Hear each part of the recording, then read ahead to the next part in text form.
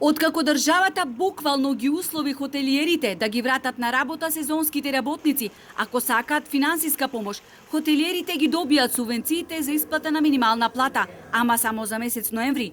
Ако сакаат да ги добијат ветените пари наменети за плати на 60% од вработените и за месец декември, ќе мора повторно да аплицираат и да приложат соодветна документација како доказ дека сезонските работници ќе останат на работа се до месец февруари. Ваквите ИТРП-овски решенија немаат никаква оправданост. Капацитетите од почетокот на ноември се затворени, а ние сме принудени дополнително да вработуваме персонал, велат хотелиерите. Тие се чувствуваат изиграни, бидејќи овој сет мерки ниту бил навреме објавен, ниту хотелиерите знаеле што истиот содржи за да може да се подготват.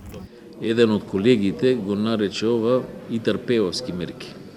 Доста хотели не ја добија таа обеќана помош и се затекна без претходно знаење, значи тие мерки не беа објавени во август или во септември, па ние да знаеме како ќе се одвиваат работите и што треба да правиме понатаму.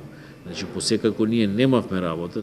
Факт е дека не добивме помош каква што очекувавме, вели Блажевски, туку напротив, по години од пандемијата, во година во која работевме само 45 дена, ние не само што не успеавме да спечалиме, за да можеме сами да ја пребродиме кризата, ние во мртва сезона вработуваме персонал кој не можеме да го обслужиме. Без никакви приходи не можеме да обстанеме, велат од Хотам, а проекциите не влеваат оптимизам.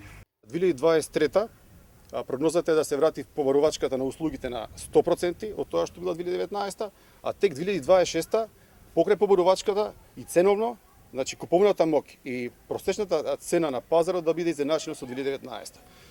Тоа е проекцијата, значи пополека ќе се развива тој дел, пошто знаеме дека најголем удар претрпе туризмот, меѓутоа и тој и најспоро може да крене.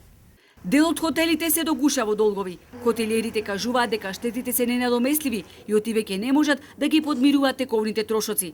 Доколку кризата потрае, ќе пропадне хотелскиот бизнис, велат од Хотам, дополнувајќи дека имаат и милионски кредити.